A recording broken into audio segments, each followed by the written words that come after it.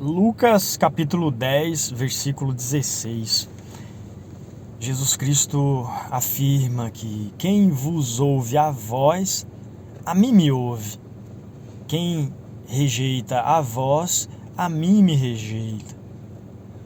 Jesus falou isso somente para aqueles 11? Ou isso se refere, na verdade, a todos aqueles que receberam o Espírito, a todos aqueles que estão apenas como vasos, mas na verdade o que esses vasos estão levando e transmitindo é o próprio Cristo. Isso é a grande verdade dessa escritura, Lucas 10, versículo 16. Versículo 16 desse capítulo 10. É como um copo de água. O copo é de vidro, mas nós chamamos o copo pelo que tem dentro do copo. Nós então dizemos um copo de água, mas sabemos que o copo é de vidro. No entanto, nós estamos vendo com clareza o líquido, e é desse líquido que estamos necessitados a beber para matar nossa sede, para nos mantermos vivos. Essa mesma lógica é o que aconteceu no capítulo de número 11 do livro de Atos, onde os discípulos foram chamados pela primeira vez de cristãos, porque o que se via era Cristo vivo. Cristo não estava morto, Cristo estava vivendo na vida daqueles seus seguidores. Confirmando essa própria palavra aqui de Lucas 10:16, entre várias outras, onde ele promete voltar e estar conosco todos os dias. Mas perceba que nunca tem a ver com o copo, com o vaso em si. Inclusive o livro de Atos narra muitas das vezes o esforço que os apóstolos faziam para que as pessoas compreendessem que não era a santidade daqueles homens, que não era eles mesmos quem estavam operando aqueles milagres.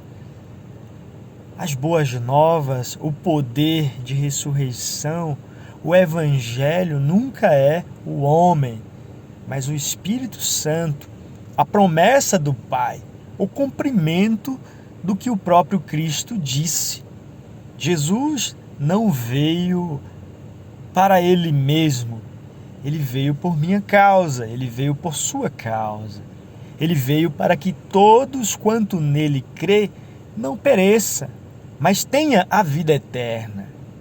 Se você crê em Cristo, isso implica em você receber. E crer implica em entender, você poder ver, ouvir e ver, ter o entendimento aberto, entender a Escritura para compreender. A esse processo, ouvir, ver, compreender, ou melhor, primeiramente entender. Entender é a abertura da mente para compreender a Escritura. A compreensão entra-se já indo ao estágio final. A compreensão é algo mais profundo, é algo que sai da teoria para a prática, é algo que sai da expectativa para a realidade, é algo experimental, é a reprodução daquilo que você recebeu. É como uma mulher que recebeu a semente e ali dentro houve a fecundação e agora vem a manifestação daquela mesma semente que entrou, agora processada, manifestando a espécie, manifestando o Pai. Isso é exatamente o que acontece conosco relacionado a Cristo. Primeiramente, nós cremos, e uma vez que cremos no Evangelho, somos então selados com o Espírito Santo da promessa. E esse selo implica em nos colocar invioláveis. Por que nos tornamos invioláveis? Porque é Deus que entrou ali dentro, depositando sua semente, e o mesmo Deus fica em volta, nos protegendo, para que o maligno não toque. Eu acabei de reproduzir 1 João capítulo 5. A semente de Deus está nele, por isso que o maligno não lhe toca. Todo aquele nascido de Deus conserva-se a si mesmo puro, incontaminável. Isso tudo é a obra da salvação, a qual não é a vontade humana e nem a responsabilidade humana. A obra da salvação, ela é exclusiva de Cristo. Ele começa e ele termina. Ele traz a fé e ele manifesta essa fé com obras vivas, conforme Efésios 2, 8 até o 10. Pela graça sois salvos por meio da fé, e isto não vem de vós, é dom de Deus.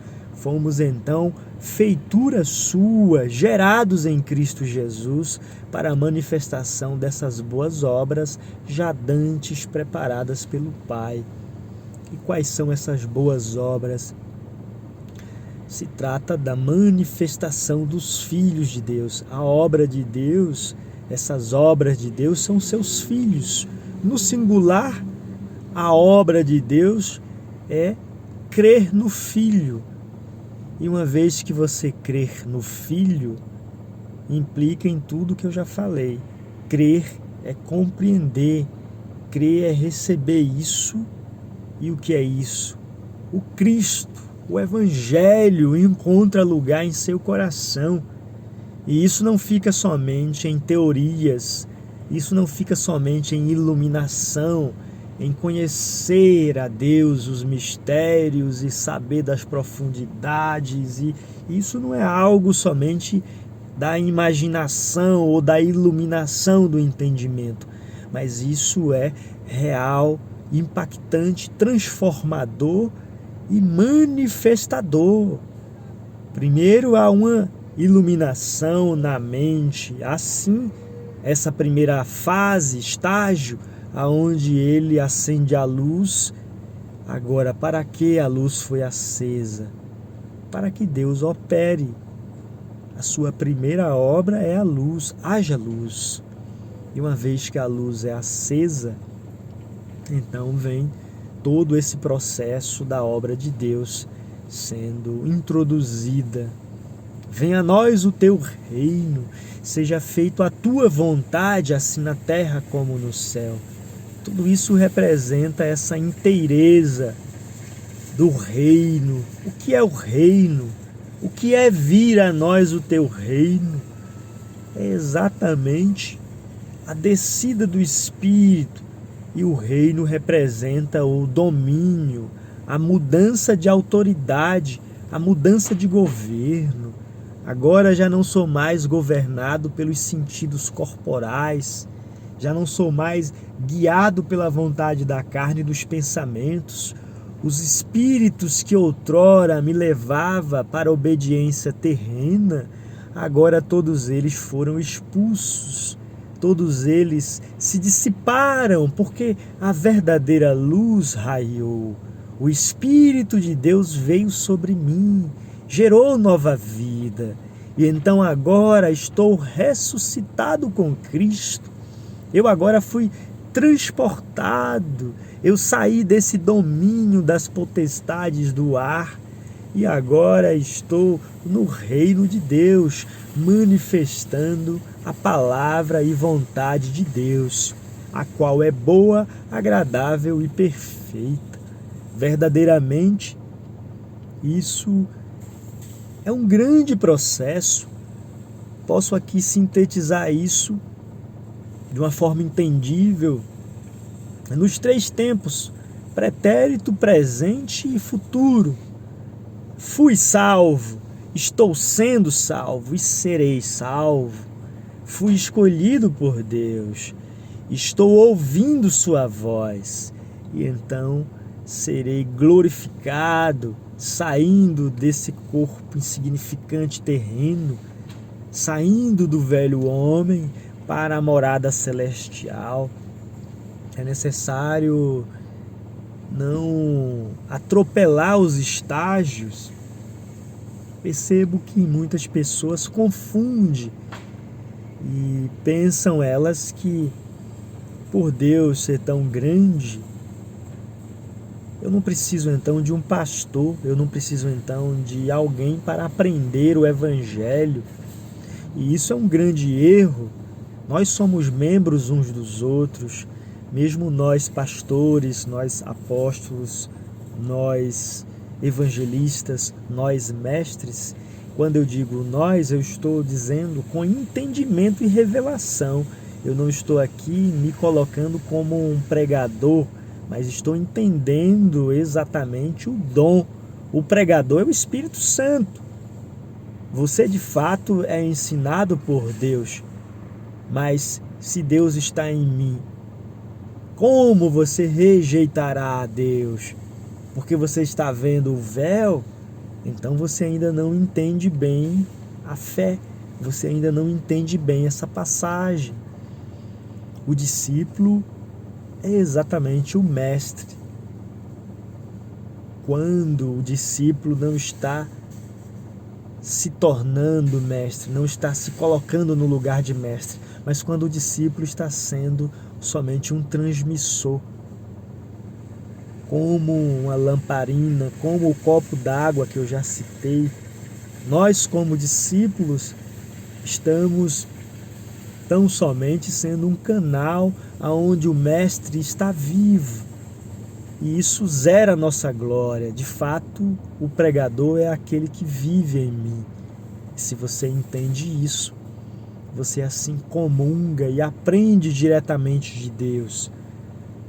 E ainda que isso esteja numa esfera individual, esse Deus que te alcançou no individual, se é o mesmo que está nos meus lábios, se eu fosse aqui a jumenta de Balaão ou uma árvore, o que você estaria vendo? O que você estaria percebendo? O Espírito, a voz que fala, essa água pura que é o Evangelho de Cristo.